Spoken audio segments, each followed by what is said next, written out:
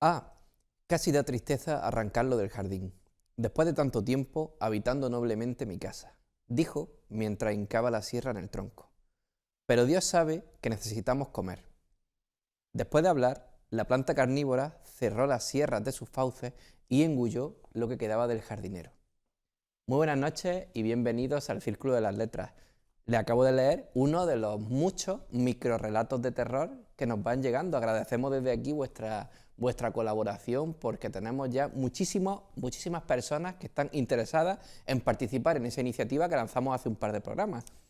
Un breve relato de terror, microrelato de 150 palabras como máximo, con el hashtag, si lo quieren poner en redes sociales, el hashtag microterror, o nos lo mandan a la editorial. Correo electrónico info@editorialcirculorrojo.com. Raquel, muy buenas noches. Alberto, ¿cómo en tan pocas palabras se puede decir tanto y encima meter miedo? Y pobre jardinero, ¿Has visto por la cierto. planta carnívora que se comía? Jardinero. ¿Tú cuando riegas la plantita? Yo solo Cuidado. tengo cactus, yo solo tengo Tú no la cactus. riegas, ¿no? Los cactus no vale. necesitan regarse, son muy de Almería y encima no comen a nadie. Al final tienes que claudicar de alguna forma y quiero que leas uno de los relatos de terror, aunque no te gusten. Como tú has comentado, dar las gracias a tantísimas personas que están participando en de Almería, nuestro... de fuera de Almería, de fuera de España incluso. Sí, hay gente, tenemos a uno de nuestras autoras, además una autora muy, muy querida, Elizabeth Thompson, que su marido, que es sueco, además solamente habla inglés, entonces como tienen un amigo cubano, pues él ha escrito el relato de terror y se lo está traduciendo el amigo cubano, y en breve lo tendremos. Nos lo puede mandar en sueco, que también da miedo. No nos vamos a enterar de nada, esas Ya. palabras... Lo que va a dar miedo es leerlo, Alberto. Ese lo lees tú. Sí. Bueno, voy a leer yo uno, ¿vale? Me pongo seria. Mira que no me pega mucho esto del miedo. Sí, te pega. Va. El frío de las madrugadas se apodera de lo más profundo de mi psique. No puedo pararlo, me tortura siempre a la misma hora, esté donde esté. A mi derecha, el hombre oscuro, sin rostro, de ojos granate, me retiene completamente inmóvil en mi cama, empapada. Has dicho a mi derecha el hombre oscuro. Sí, o sea, me estás llamando oscuro. Y me retienes. Porque vengo de naranja. Y me retienes. Magníficos, de verdad, ¿eh? Muchas gracias. Ahora voy yo. Vamos, va. Podía esperar cualquier cosa, pero eso, las escaleras, solo una colección de unos 20 peldaños. Lo había bajado tantas veces en aquella casa de 2 plantas, pero jamás porque la voz que le llamara desde abajo fuera la suya propia. Madre mía. Oye, tan guay, Raquel. ¿Hay nivel? Hay mucho nivel, ¿eh? ¿El último? El último me da mucho miedo, se lo lees. Pero seguiremos leyendo todas las semanas. Sigan ustedes enviando relatos que los leeremos. Sí. Mamá se puso histérica cuando el perro apareció en el salón mordisqueando un pie humano. Dijo que de allí no se movía nadie hasta que supiera quién había dejado la puerta del frigorífico abierta. Un perro. Un perro, el perro. A mí me da mucho miedo el perro. Alguien había dejado el cuerpo metido en el frigorífico como algo normal. Pues sí, un relato de terror. Lo mantengo en tan pocas palabras como es capaz de contarse una historia, ¿eh? Por cierto, que también nos lo preguntaron el otro día. Entre las 150 palabras no se cuenta el título. No, el título no se cuenta. Pueden poner el título que quieran, de largo. Y pueden seguir ustedes participando. Pues muy bien. Raquel. ¿Qué? Recomendaciones literarias, ¿verdad? Nuestros amigos de Librería Picasso que nos traen alguna novedad interesante. Vamos con ello.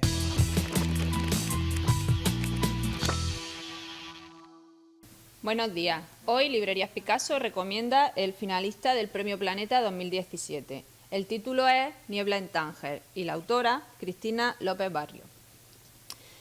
Es una historia que te engancha desde el principio porque se entremezclan realidad y ficción.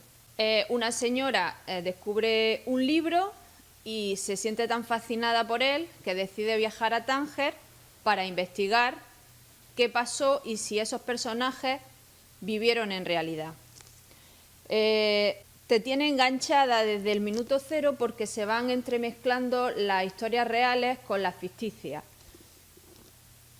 Describe muy bien los paisajes y las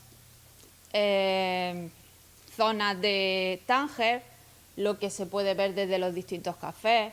A la vez, hace una descripción de la convivencia que hay en la ciudad de Tánger, porque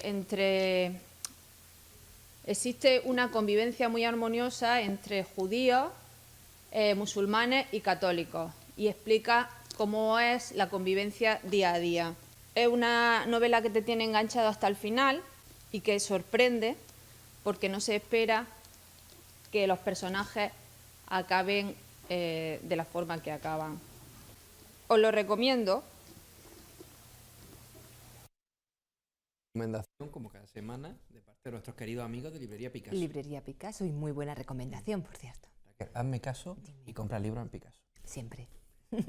Bueno, una entrevista, ¿verdad, Raquel? Hombre, ya toca. Sí, además hoy nos hemos permitido el atrevimiento de cambiarle un poco el orden a las secciones.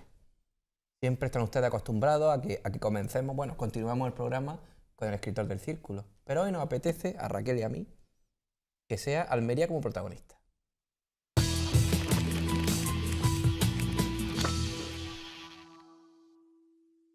Y en Almería como protagonista, hoy tenemos curiosamente un escritor que ha venido desde Granada. Eso, ha venido a visitarnos. que es de Granada. Esta noche, en riguroso directo, ha venido desde Granada porque viene a presentarnos un libro magnífico. Bueno, además, hoy tenemos mucho nivel. Sí, Raquel, si te das sí. cuenta, nuestros oyentes lo van a comprobar. Tenemos mucho nivel y un programa muy interesante. Hijas del sueño, se llama el libro, y él, que ya está aquí con nosotros, Gerardo Rodríguez Salas. Muy buenas noches. Muy buenas noches a los dos y gracias por invitarme a vuestro programa. Y ustedes pensarán, Almería como protagonista y viene un granaíno.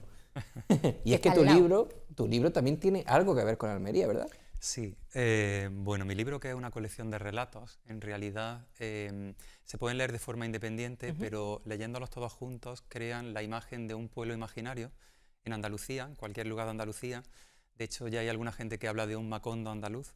Ah. Y bueno, realmente, aunque se puede ubicar en cualquier lugar de Andalucía, tiene una proyección muy universal que se podría aplicar a cualquier pueblo de España o incluso de fuera de España. Pero sobre todo, si queremos ubicar geográficamente el pueblo de Candiles, que se llama así, una proyección bastante simbólica, yo diría que evidentemente es Granada por el círculo en el que evidentemente yo me he movido y mis raíces son de pueblos rurales granadinos, pero yo diría que es una Andalucía oriental. En ese sentido, evidentemente habría una conexión con ciudades como Almería, como Jaén, incluso Málaga, pues precisamente por esa conexión cultural que une a esta Andalucía oriental.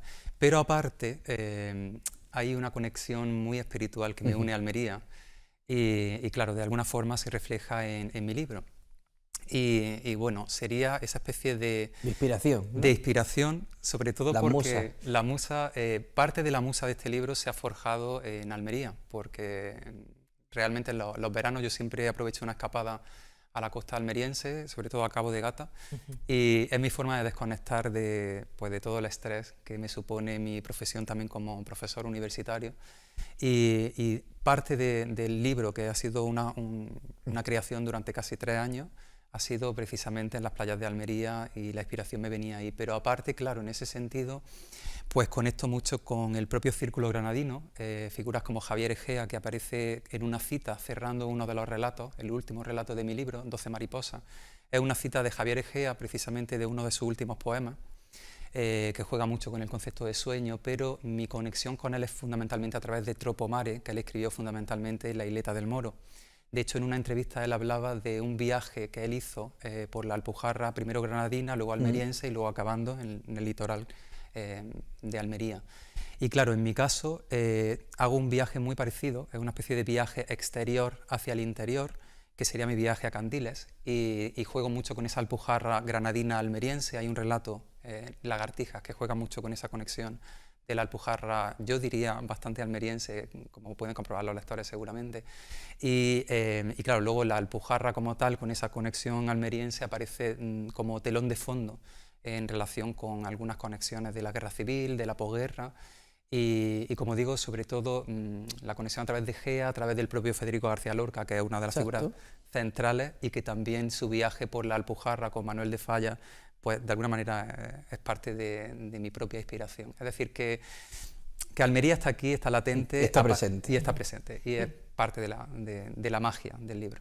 Nos hablas de relatos, vamos a encontrar un conjunto de relatos que al final, si se quiere leer pues, todo el libro seguido, se encontrará un vínculo en todos. Pero relatos ¿de qué? ¿Diferentes? ¿Qué hay en esos relatos? ¿Qué Son encontramos? relatos, yo diría que son relatos muy de la vida cotidiana, porque para mí lo importante era rescatar los valores de antaño que se están perdiendo. De hecho, el libro comienza con un relato más largo, que es el que le da título al volumen, Hija de un sueño, y es un relato sobre la muerte de una abuela a la que no se le da nombre. Sí es cierto que mi libro va dedicado a mi abuela Trini, con lo cual para mí sería mi abuela Trini, pero evidentemente en ese relato es una figura muy simbólica. Ella está muriendo, están 3 hijas de cierta edad cuidando de ella en su lecho de muerte y claro, empieza el relato cuando la abuela nació, el mundo empezó a morir. Es esa forma de hablar de toda esa generación de antaño que se está perdiendo y que tenemos que recuperar porque si no se va a perder esa luz de candiles, ¿no?, del pasado. Y de alguna manera cada uno de esos relatos va conectando con ese pasado, con esa forma de hablar, sobre todo de esas generaciones antiguas, que es uno de los aspectos que más he tratado de cuidar en el libro. Es decir, esos diálogos que son unos diálogos muy andaluces, muy de expresiones, sobre todo, como digo, del entorno granadino, pero es que me he movido mucho y parte de esa forma de escuchar. Yo iba con libretilla en mano y hay mucha gente de Almería que también, de alguna manera, ha sido una aportación, de tal manera que habrá muchas expresiones que resulten muy familiares. Pero realmente, como digo, la magia de mi libro creo que es una magia de la cotidianidad, de tratar de buscar el día a día, esos valores que se están perdiendo y juego primero con ese punto rural, pero con un lirismo muy sencillo en apariencia, que es la mayoría de relatos, y luego también hay otros relatos más experimentales donde probablemente el lector y la lectora tendrá que hacer un esfuerzo mayor para intentar sumergirse en toda esa parte poética. ¿Tú crees que de alguna forma los lectores del libro puedan revivir su infancia o revivir cosas que parecen olvidadas? Totalmente. Sí, y además, claro, juego con distintas etapas de la vida. Es decir, para la gente de determinada edad, evidentemente se van a sentir muy identificados con los relatos, pues porque hay esos valores de antaño que están ahí, ¿no? Pero para mí uno de los públicos más importantes es la nueva generación. Creo, y lo he observado diariamente, tratando con adolescentes y con gente más joven, que se está perdiendo toda esa conexión. Y claro, cuando mi abuela murió, que fue un poco el punto de partida de este libro, y la parte autobiográfica realmente está ahí también, me di cuenta de que se estaban perdiendo esos valores y que las nuevas generaciones se lo están perdiendo. Entonces quiero que lo recuperen y que conecten con toda esa magia. Qué importante es, porque forma parte de nuestra vida y nos hace ser lo que somos, ese pasado. Hablabas de que ibas con tu libretilla apuntando términos concretos, palabras que a lo mejor ya no utilizamos, pero también te habrá conllevado un trabajo de campo, porque no solamente se puede ir con la libretilla, sino salir a la calle a buscar lo que necesitas para esos relatos. Sí, lo que pasa es que yo... ya digo, mi entorno, mi bagaje ha sido un bagaje rural. Entonces a mí siempre me ha encantado escuchar a la gente de mi pueblo y de otros pueblos, con lo cual ha sido muy fácil, porque yo siempre he conectado mucho y me gusta mucho sentarme con la gente el día a día, que me cuenten su historia. Entonces era una forma, no solamente con la libretilla, sino empaparme, ¿no?, de toda esa historia y de toda esa forma de hablar. Y claro, hay mucho estudio de campo y, como digo, no solamente de mi pueblo y de los pueblos de alrededor, sino pues eso, viaje a, yo que sé, a Cabo de Gata, pues me siento allí con la gente y lo escucho, o viaje a Córdoba, me siento, ¿no? Y creo que ha sido una labor de campo como digo, de muchos años, y el resultado también ha sido un filtro, porque he tenido que filtrarlo todo para darle una apariencia de verosimilitud a todo el texto, sobre todo también mezclar esos diálogos que pueden resultar a lo mejor más complicados para gente que no conoce el dialecto, pero que de alguna forma se van leyendo muy bien, porque el contexto va aclarando muy bien, y luego al mismo tiempo una prosa muy cuidada, precisamente para crear un efecto de sencillez, que para mí ha sido lo más difícil, porque yo tiendo a ser muy barroco en mi parte académica, y aquí ha sido una labor de mucho pulir, de quitar palabras innecesarias, frases que revelan demasiado. Es un estilo muy impresionista que creo que supone un trabajo por parte del lector bastante activo, pero creo que bastante reconfortante, porque mi lectura definitivamente va a ser totalmente distinta a la vuestra. Cada lector y cada lectora va a rellenar sus huecos con su propia experiencia y va a conectar con unos relatos más que con otros, dependiendo de esa experiencia vital. Supongo que en toda la confección del libro también te ha ayudado pues tu experiencia profesional. Eres profesor de la Universidad de Granada, muy vinculado al mundo de la literatura. Tienes varios libros publicados de crítica literaria. Sí, sí. Sí, por supuesto. Además, yo creo que mi bagaje académico, digamos que yo soy bastante consecuente con lo que hago y realmente mis intereses académicos van un poco en la línea del libro también. De hecho, estoy coordinando un máster de estudios de género en la Universidad de Granada y claro, la perspectiva de género es fundamental en mi libro porque las protagonistas son fundamentalmente mujeres rurales que normalmente han sido invisibilizadas en la historia, las mujeres en general, pero las mujeres rurales mucho más, y me apetecía darles voz. Y sobre todo, claro, realmente se ha invisibilizado mucho esa voz, sobre todo porque la historia, aunque se supone que es una narración objetiva, sobre todo desde una perspectiva de género, como digo, las mujeres han estado invisibles durante todo este tiempo y quería darles voz. Y la forma de darles voz para mí era crear una literatura alternativa. Es decir, en lugar de recurrir a fuentes históricas donde son invisibles, Claro. yo quería crearlas con mi propio libro. Y sobre todo el último relato, que es como una leyenda para el pueblo de Candiles, que yo creo, juego mucho con ese punto literario y esa historia, un poco a través de lo que es una leyenda, pero al mismo tiempo lo ubico en una perspectiva histórica, siglo XIX, aparentemente, con mucho juego también bastante abstracto, y el resultado es una voz alternativa para mujeres que normalmente no solo han sido invisibilizadas, sino que hay una violencia de género detrás y busco un espacio alternativo donde ellas adquieren su voz y adquieren una libertad que no pueden conseguir de otra manera. Y ese trabajo que ha hecho esa mujer y que no se reconoce. ¿Por qué Totalmente. Candiles?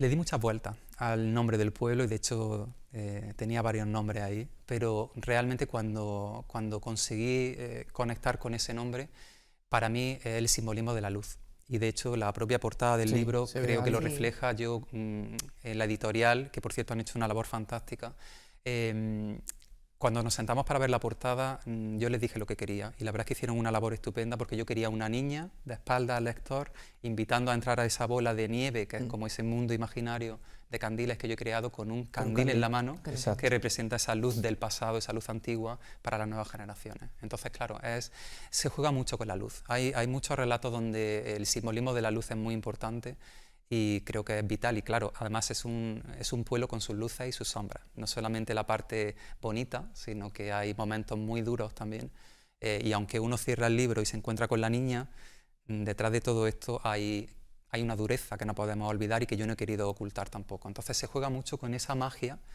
hay mucho de realismo mágico, pero un realismo bastante menos excesivo, digamos, que lo que encontramos, por ejemplo, en la literatura latinoamericana, pero sí que hay mucha magia, pero también mucha realidad y de alguna manera al final lo que predomina es la luz. Me imagino que para ti tiene que ser un lujo que tu libro cuente con un prólogo de Ángeles Mora. Sí, bueno, todavía a fecha de hoy no me lo creo, tengo que reconocerlo, porque claro, además yo, como digo, estoy muy enraizado en la Granada literaria, siempre me ha encantado, a pesar de que yo vengo de filología inglesa. Para mí la literatura escrita en Granada ha sido siempre fundamental y de hecho en la carrera, en una asignatura, estudié figura granadina y leí a Ángeles Mora, Elegía y Postal, y me dejó maravillado. Desde ese momento caí enamorado de su figura y para mí el año pasado, el día del libro además, había una lectura poética de ella, la conocí en persona y a partir de ahí le comenté lo del libro, que tenía un libro que estaba ya prácticamente terminado, le conté de lo que iba y como además conectaba mucho con sus ficciones para una autobiografía, que es el libro por el que le han dado el premio nacional, había mucho de ficción y de autobiografía. Y de alguna manera el contarle de lo que iba mi libro le llamó la atención y al final pues no solamente lo leyó, sino que acabó escribiendo un prólogo maravilloso que creo que es un resumen fantástico de lo que es el libro. El libro, por tanto, hace poco que ha salido a la luz, que ya se conoce. ¿Cuáles han sido tus primeras impresiones? Porque una cosa es tu trabajo, leerlo, trabajarlo, pero ya sale a la calle y ahí lo lee todo el mundo. Para mí fue un paso complicado, porque además, claro, yo vengo de enseñar literatura y, claro, me suponía también Te expones. efectivamente, Sí, era te expones, a lo bueno y a lo exponerme, era malo. desnudarme totalmente, ya no solamente por lo que escribo, sino porque además, como digo, hay una parte muy autobiográfica, no tanto por mí como por mi entorno, y para mí suponía un paso brutal. Pero tengo que reconocer no sé, que el resultado ha sido bastante fascinante. Estoy recibiendo opiniones de todo tipo, todas muy constructivas, y sobre todo me estoy dando cuenta de que he conseguido lo que quería, que era, a pesar de crear, digamos, un pueblo muy específico, tiene esa proyección tan universal que al final gente ya no solamente de Andalucía, sino de toda España, está leyéndolo y está conectando con los personajes, porque además yo creo que los personajes, sobre todo yo quería crear personajes que no fueran cartón piedra.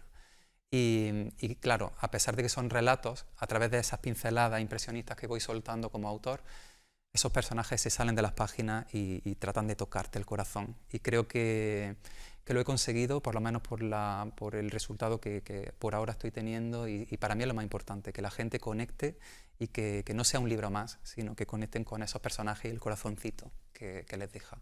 Bueno, hace poco salió la preselección de los premios Andalucía de la Crítica y yo vi tu nombre por ahí, con lo cual es para sentirse orgulloso. Sí, la verdad es que me sorprendió verlo ahí pululando, aunque bueno, al final no haya pasado a la final, pero para mí fue también un lujo, ¿no? Mucha ilusión sobre todo.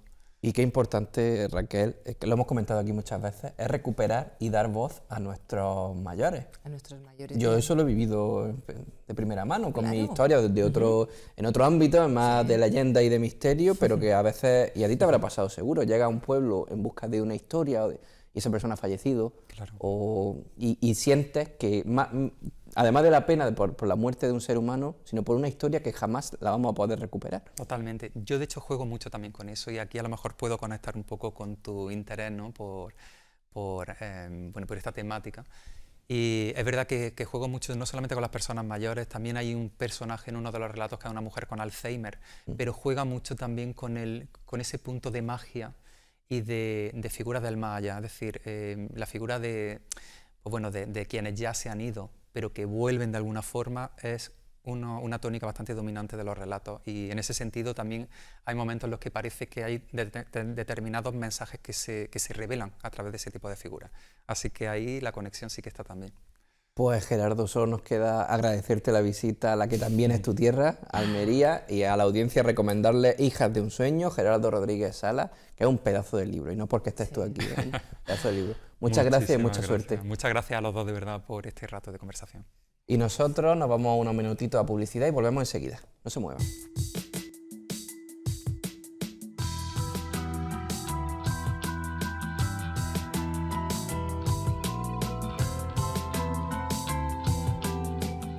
Ya estamos de vuelta con más recomendaciones, en este caso por nuestra parte, ¿verdad, Raquel? Que te veo ahí muy atareada. ¿Qué haces? Porque estoy colocando los libros. Los libros y lo que no son los libros. Estoy colocando a Pollo Pepe. ¿Puedo enseñar a Pollo Pepe? Bueno, ya tendrás que enseñarlo. Les Muy a mi presento pesar. a Pollo Pepe. No me lo ha Este hecho a Pollo traición, ¿eh? ¿Qué? Hemos venido Tú juntos me en el has- coche y yo no he visto al Pollo Pepe. Porque lo tenía guardadito, Porque porque si no sé sabes por que no te hubiera dónde, dejado por que lo dónde traiga. sale Pollo Pepe. Ya, por ya. dónde sale Pollo Pepe. A ver, Bueno, Pollo Pepe hubiéramos echado a la olla. Pollo Pepe. a la olla. ¿Quién es Pollo Pepe? Vamos a recomendar libros, ¿no? Venga, sí. Ahora, porque es el momento de recomendar libros. Y yo voy a recomendar la parte más infantil. En su momento ya les presentamos al monstruo de los colores. Aquel me gustó. El Pollo Pepe no sé yo, pero... ¿Qué no te va a gustar el Pollo Pepe? Bueno, cuéntanos. ¿Qué Bueno, hace el Pollo Pepe? El Pollo Pepe, pues, el Pollo Pepe nos cuenta su vida a través de cuentos muy bonitos que se han puesto ahora muy de moda, porque llevan el... Mira, ¿no ves? Aquí tienes el Pollo Pepe. Aquí está Pollo Pepe. Entonces, Pollo Pepe, a través de pequeños cuentos, va dirigido sobre todo a niños que están comenzando su primer toma de contacto con los libros, bien sea 3, 4 años, nos cuenta a través de sus cuentas historias normales. El Pollo Pepe aprende a volar, pues el Pollo Pepe aprende a volar. El Pollo Pepe va al colegio, pues la historia del Pollo Pepe va al colegio. Y la gran novedad de estas Navidades, que está triunfando, es el Pollo Pepe quiere jugar. Quiere jugar. ¿Y por qué es la gran novedad de este año? Porque en este caso no es a través de pop-up, sino que es a través de solapas. Tú toca la puerta.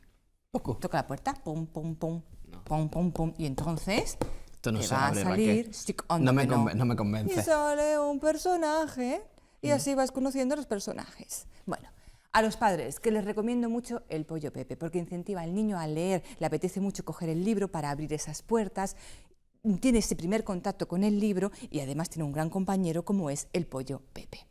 Muchas historias, se puede empezar por la que se quiera, no hay ningún tipo de problema. No ¿Te ha sé gustado el yo. Pollo Pepe? Yo le tengo que preguntar a tu Uy. niño si realmente le gusta el Pollo Pepe. O es a la madre a la que le gusta el Pollo Pepe. A mi niño le encanta el Pollo Pepe. No sé yo. Bueno. Tu niño está ya muy grande para el pollo Pepe. Le voy a recomendar yo un libro a Marco. Bueno, ahora voy a recomendar otro libro que nos ha sorprendido muchísimo. Que no me gratamente. deja. Que no me deja. No, voy a terminar. Yo y ya quiero puedo. contrarrestar el pollo Pepe. ¿Esto, Bueno, venga, vale. Además, cuando te cuente la historia, no sé si lo sabes, la historia de cómo esta autora decidió escribir este libro. Ah, pues no lo sé. Y yo conozco a la autora. Ha sido todo Conoces- casualidad. Estuvo el año pasado en nuestra gala, Sí. en la gala de los premios editorial Círculo Rojo, y además habló justo de eso, que estaba escribiendo un Exacto. libro. Creo que te lo comentó. Yo le regalé el mío de Misterio de Almería para que conociera nuestra tierra. Y ella me dijo, estoy escribiendo un libro, va a salir con Espasa y te lo voy a enviar. Ella iba aquí está. ella iba de acompañante de una gran actriz. Sí, de Mariana Aguilera, que estuvo con nosotros estuvo con el año nosotros. pasado. Este año no ha podido venir porque está rodando en Los Ángeles. Oh, ¿Te das cuenta? De la gala de Círculo Rojo a la a fama, Los ¿eh? Ángeles. Ujú. de Eso ha cabeza. pasado ya con unos cuantos. Anda que este año no tenemos famosos de calidad. Ya les iremos Ya los contaré, contando. ya lo contaré. Bueno, les estamos presentando Morir no es lo que más duele, de Inés Plana. Como comentabas, Alberto, bueno, pues una señora periodista Sí. que ha escrito su primer libro y nada más escribirlo al éxito tremendo. Sí, totalmente. ¿eh? Eso es porque el libro es bueno. El libro es muy bueno. Yo ya le he echado un vistazo y tengo unas ganas de... Tengo que esperar al turno de Alicia. Cuando termine Claro, ya me a ver. tocará. Pero un libro y... A ver, es una novela negra, ¿eh? Es una novela en la que vamos a encontrar un asesinato, unos personajes bastante oscuros. Qué bien, qué orgulloso me siento de ti. ¿Por Que qué? ya vas leyendo novela negra, Claro que es- a un ver. poquito de sangre. Tengo una parte y tengo otra parte. Ya, ya. La parte más infantil, porque hay que incentivar a los niños a leer y Sí, no lo sí. puedes hacer con esto. Tienes que Bueno, hacerlo con oye, un que libro. yo leía a Stephen King con 10 años. Pronto empezaste, hijo. Bueno, tampoco he salido tan mal. No, eso sí es verdad, que mal no ha salido. Pero Bueno, ¿de todo qué va? a su tiempo. ¿De qué va el libro?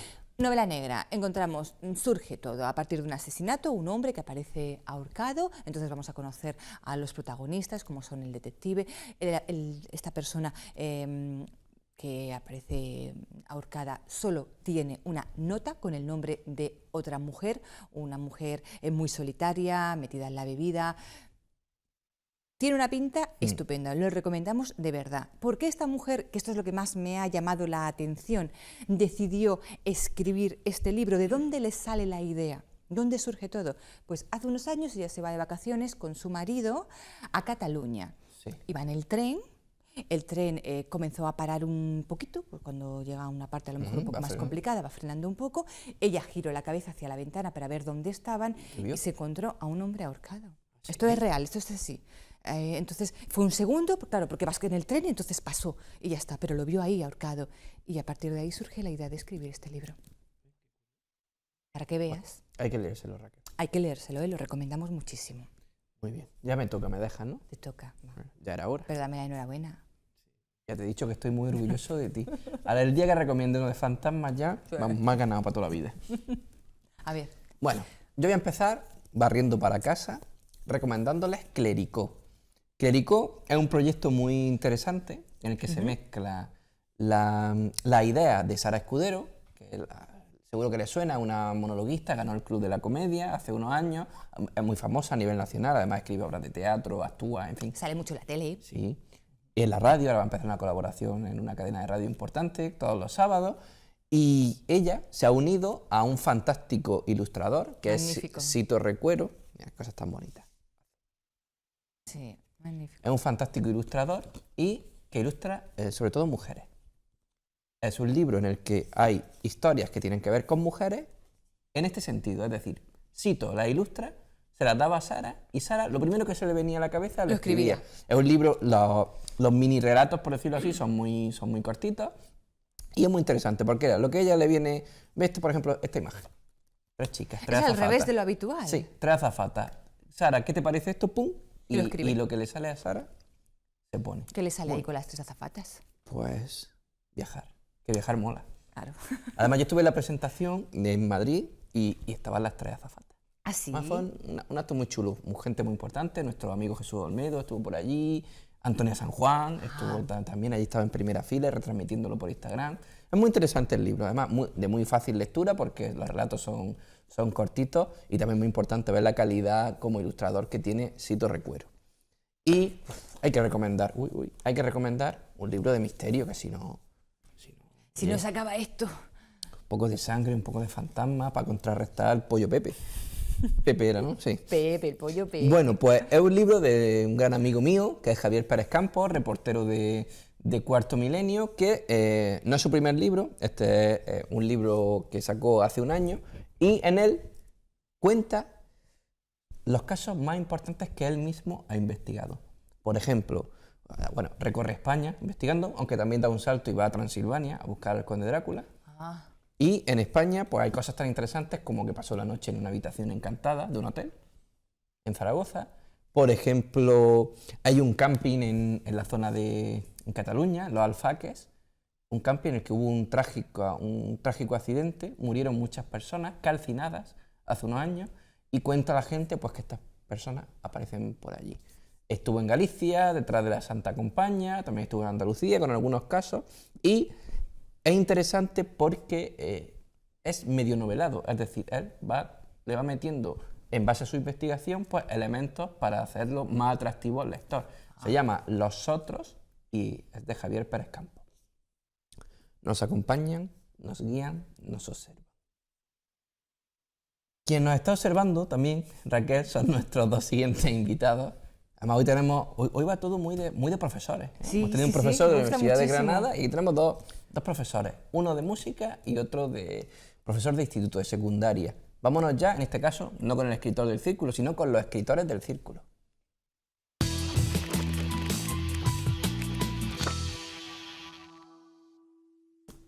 Buenas noches, Francisco Hernández.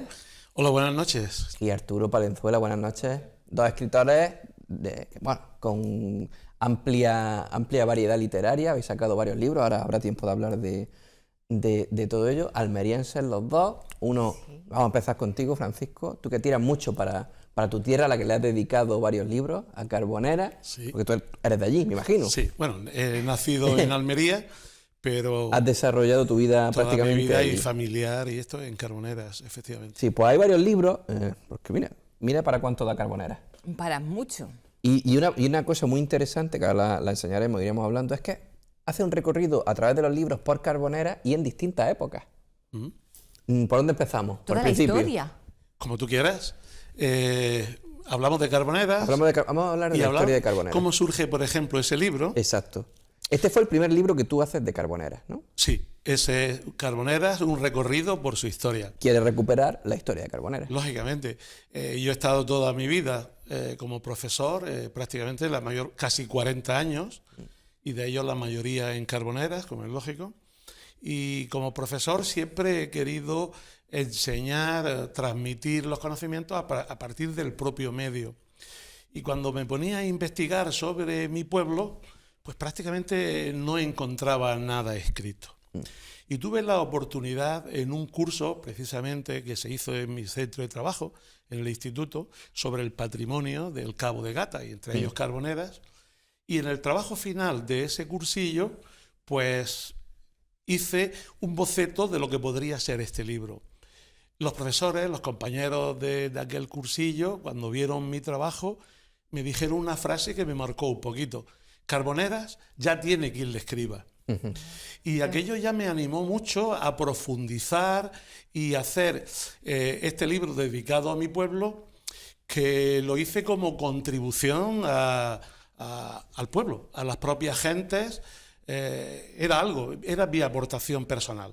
Y también lo hice coincidir con un momento muy oportuno que precisamente salió en este libro, que es el bicentenario de nuestro pueblo. En la fecha que salió el libro, y no fue coincidencia, se cumplían 200 años de que Carboneras se constituía en un municipio independiente. Y por tanto había que trabajar y buscar todas esas raíces desde el primer momento que Carboneras sale a la historia, allá en los inicios del siglo XVI, hasta esos momentos. Entonces, ese recorrido es el recorrido que ha hecho nuestro pueblo a lo largo de sus 4 siglos de existencia. Y, Pero bueno, surgen 2 libros más. Bueno, inmediatamente después de ese libro, cuando lo presentamos, que recuerdo que un éxito total, un me éxito imagino. absoluto, el Claro. Teatro de la Casa de la Música se llenó. Casi 250 personas en una presentación de un libro. Bueno, aquello fue impresionante. Fue tal la emoción que yo sentía ante mi pueblo, que allí mismo, me comprometí A seguir. a que un año después presentaría no ya la historia, sino la realidad de Carboneras. Entonces, el Actualidad. segundo libro, que es Carboneras, siglo XXI, es un trabajo de investigación con más de 100 personas del pueblo y con la colaboración de todos los estamentos sociales, políticos, culturales, económicos, empresariales. Y con él damos no solamente la visión actual, sino que marcamos las pautas para el futuro. Y el otro libro, por fin, de Carbonera, que es del año pasado, tiene justo un año, ese libro ya me atrevo a decir historia de Carboneras, no ya un recorrido, sino que con las propias aportaciones de los vecinos. Ese libro sale por los vecinos. Los vecinos son los que, a lo largo de los 4 años que ha tenido, que tiene de vida, me decían, don Paco, porque me suelen decir así, no ha hablado usted de esto, no ha hablado usted de lo otro. Y son los propios vecinos los que me han animado a investigar sobre temas monográficos como lo que es nuestra vida, la pesca, la agricultura, nuestros pueblos, nuestras leyendas. Es decir, ese libro surge por el empuje de los propios ciudadanos de conocer un poco más de lo que yo escribí en la época, y nace por eso. Y entonces, más una serie de... hay nuevos capítulos, una serie de preguntas tópicas que todo el mundo se hace sobre nuestro pueblo, y sobre todo, por primera vez, se incluye en ese libro la historia, digamos, prehistórica, valga esa redundancia. Hacemos un análisis desde los primeros momentos que Carbonera surge como suelo, estamos hablando ya de hace algunos millones de años, y ya entramos con hasta 5.000 años, hace 5.000 años, con la llegada de los primeros pobladores a nuestro territorio, y ya hacemos un recorrido prehistórico, y luego por el paso de los pueblos que los árabes básicamente, y hasta luego ya en el inicio del XVI, cuando ya empieza Carbonera a surgir como pueblo. Pero es el primer libro que habla de la prehistoria de Carboneras. Me imagino, Paco, porque bueno, yo te cuento mi experiencia, a mí me ha pasado, que una de las cosas más gratificantes cuando haces un libro sobre un lugar muy concreto es que los propios vecinos te digan, oye, pues esto yo no lo sabía, llevo viviendo toda la vida aquí, me entero por tu libro. Efectivamente, te puedo decir que ese libro pues se ha vendido, si puedes ver, 4 ediciones de ese libro, que todas con vosotros, que bueno, tengo algo muy especial luego que decir con respecto a vosotros, porque vosotros habéis sido los que habéis hecho posible todo esto. Ese libro ha viajado, lógicamente prácticamente está en todas las casas del pueblo, pero donde más emoción he recibido, aparte de mis propios vecinos, es cuando ese libro ha salido al exterior. Fuera, claro. Ese libro ha llegado a la mayor parte, o sea, ¿dónde están los carboneros? Los carboneros están repartidos por el mundo entero.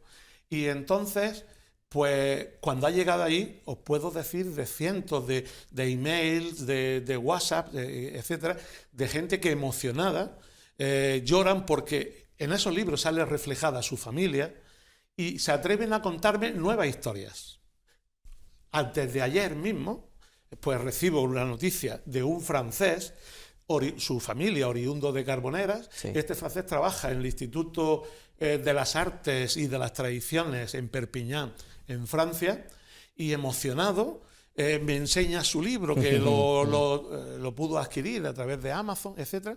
Y empezó a contarme historias. Ya me han mandado muchos emails contándome la historia de su antepasado, que conectan con todas las cosas que yo he contado, y así en cualquier sitio del mundo.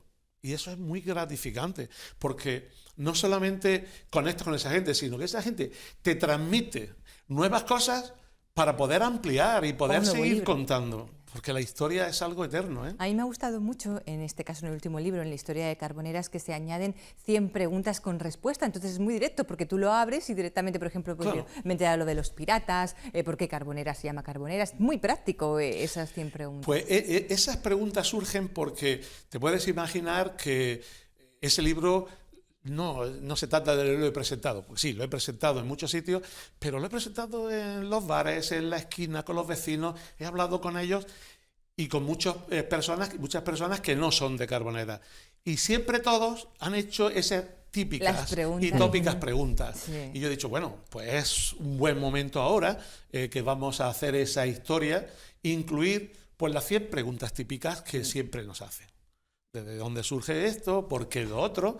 Y dar las respuestas más actuales, más consensuadas y más reales que podemos aportar. Hay una pregunta que vamos, a lo mejor no quieres contestármela, pero yo voy a aprovechar. La del bar. ¿La A del mí se bar? me ha hecho mucha ¿Cuál es la del gracia. bar? ¿La de él, perdón? El bar más antiguo de Carboneras, creo que era, ¿no? El bar o el restaurante, sí, está aquí y además sale una foto. Está... Pues léelo tú mismo. Es que ahora no lo sé, ahora tengo que buscarlo, pero está muy bien. Yo tenía otra. Yo como tú sabes... Mientras tú lo localizas, vamos a ver lo que Sí, dice a ver si Alberto. Como tú sabes que a mí me gustan mucho las leyendas, claro, te voy a pedir que te quedes a la siguiente sección, que Sí. no, sé que eres un hombre te interesan mucho estos temas. Hay un poco de leyenda, misterio con respecto al nombre de Carbonera, ¿verdad? Eso, Bueno, hay gente que dice que no se puede mencionar. bueno, esa es otra historia. Sí, sí. El nombre de Carbonera es muy claro, Claro. porque tiene su razón en el carbón. Claro. Claro. Carbón vegetal que está totalmente claro de que allá, en tiempos de los árabes, Sí. estamos hablando de antes de su expulsión, estamos hablando del siglo XIII, XIV, XV, pero básicamente por esa fecha, en Carbonera había una explotación de carbón. Carbón vegetal, árboles, había un censo de árboles, ahí se quemaba y con el proceso de quemarlo, enterrarlo, etcétera, se hacía carbón. Ya en tiempos de los árabes se le llamaba aquello carbonaira. Y bueno, ese nombre con el tiempo fue modificándose hasta llamarse en un momento Cabezo de la Carbonera, hacía referencia lógicamente a esa producción de ese material y con su evolución llegó a Carboneras. Pero lo que tú me preguntas es otra cosa. Claro. Me preguntas otra cosa, que es Lo qué del- pasa con esa leyenda del pueblico, de la mala, ¿no? suerte, Sí, la mala exacto. suerte y tal. El pueblecico, ¿no? Del pueblecico, sí, por no decir Carboneras, pero os tengo que decir, antes de contaros un poco esa historia, que ahí viene reflejada, lógicamente, que afortunadamente hemos superado eso, Sí. porque esa historia ha lastrado mucho a nuestro pueblo. Un pueblo ¿Ah, sí? que, claro, ha lastrado porque si no puedes decir nuestro nombre, Ah, claro. si nuestro nombre trae mala suerte, sobre todo en el sector del mar. Yo recuerdo cuando yo era niño, que yo vivía en Almería, vivía enfrente de unos pescadores que le decían los queros, Sí. Encontrar. que cuando yo decía que yo era de Carboneras, esa gente me corría, yo tenía que salir corriendo. ¿Ah, sí? Sí. Y sí, tenía que salir corriendo y yo era un chiquillo cuando entonces, estoy hablando de ya hace unos cuantos años, ¿eh? Y no solamente me corría y me tiraban piedras, gente mayor, sino eran pescadores y decía, ya es que no has fastidiado, ya no podemos ir a pescar. Ah. Ya sabían que tenían tan mala suerte. Claro, eso nos ha lastrado mucho. Y sobre todo superarlo. Yo creo que, bueno, ese tema ya se ha quedado como algo totalmente. tópico. Carbonera hoy podemos decir que es un pueblo de, bueno, en la última renta que ha salido, somos el pueblo, después de Almería capital, el pueblo más rico de la provincia. ¿Quién no lo conoce? Y sus playas y... Eso es así. Pero bueno, la historia quizás tenga que ver, hay dos versiones. Una, yo voy a contar la más La más plausible, ¿no? las dos pueden ser, porque una hace referencia para una epidemia de peste Sí. que hubo ya hace muchos años, cuando la peste en España, que aquello, pues ahí suavemente se concentró un foco de esa epidemia y nadie quería ir por temor a infectarse. Pero hace más referencia desde el sector pesquero, que es donde el que ha impulsado Sí. todo esto, pues a algún incidente y accidente que hubo y que tenía el cura de Carboneras de la época un poco de relación. Ah. Un poco de relación con el tema de los pescadores, un poco, ahí viene el libro perfectamente explicado, pero la cuestión es que el cura, que llegó con una gran aureola de santidad en sus primeras homilías, el techo de la iglesia se cae. Este tema le encanta a Alberto. Digamos, el primer barco que van a darle el bautizo para que salga Sí. a navegar, cuando llega a la playa de los muertos, naufraga y Vaya. hay muertos. Y entonces dicho todo. empiezan a decir, bueno, Sí. el cura de Carboneras nos trae mala suerte, también con algunos otros incidentes Sí. que ahora no creo oportuno decirlos.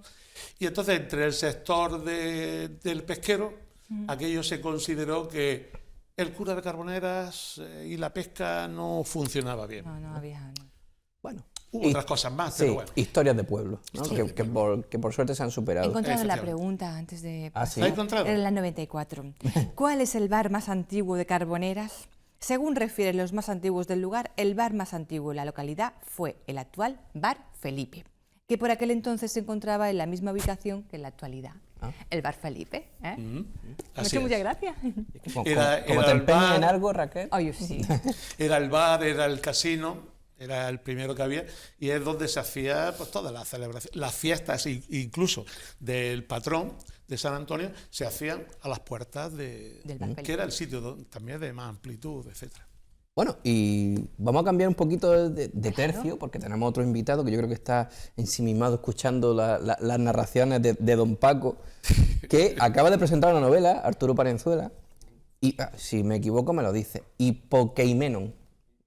Sí, Hipokeimenon. Hipokeimenon, vale. A mí no me ha salido antes. Yo es que soy más de castellano. Pero ¿sabes lo que pasa con esto? Que se te queda, que ya es algo que lo buscas al tener un título así tan concreto. Además, una historia que, bueno, según acaba de salir, además está haciendo una campaña de marketing muy, Sí, estoy ya Mu- exacto. Ya... muy interesante. Yo un día fui a Librería Picasso, que firmaba libros, y me encuentro a Arturo y me regala una chocolatina. Una chocolatina que la abro y venía, pues, parte del texto, ¿no? Un mini relato. Sí. Y el envoltorio era La portada del libro. del libro. O sea que enhorabuena por la campaña de marketing. Y cuéntanos, ¿qué se esconde detrás de este libro? Una Bueno, portada llamativa que también hablaremos Siempre de me ella. preguntan, aparte de por la portada, por el título del libro, que es Hipokeimenon. Ujú. Hipokeimenon es un término metafísico que acuñó Aristóteles, Mm. que literalmente significa lo que subyace. Ah, ¿Qué ocurre? Sí, de hecho, en la portada, si veis, Sí. supuestamente a la cabeza de un filósofo, Aristóteles, y está saliendo un personajillo que es el protagonista de la novela, que es Álvaro. Sí, que son jóvenes, ¿no? Sí, jóvenes, son 18 años, los tres, y digamos que quieren ser dibujantes de cómics. La casualidad que yo de chiquitillo también quería ser dibujante de cómics. Pero digamos que el planteamiento es muy sencillo, pero la novela en sí tiene muchas capas, va más allá. Bueno, son tres jóvenes Sí. que digamos que no saben qué hacer con su vida, un poco así, ¿no? Si tomarse un año el sabático. contexto inicial, aunque surge con Álvaro, es un pequeño guiño a la metamorfosis de Kafka, Álvaro levantándose tras una especie de sueño extraño, pero digamos que son tres adolescentes que acaban de finalizar bachiller y entonces se queda ese espacio de entre que tienen que elegir qué carrera quieren estudiar, qué quieren sus padres, qué quieren ellos, y claro, son jóvenes que tienen muchas ganas de hacer cosas artísticas. está dirigido a un público, a un...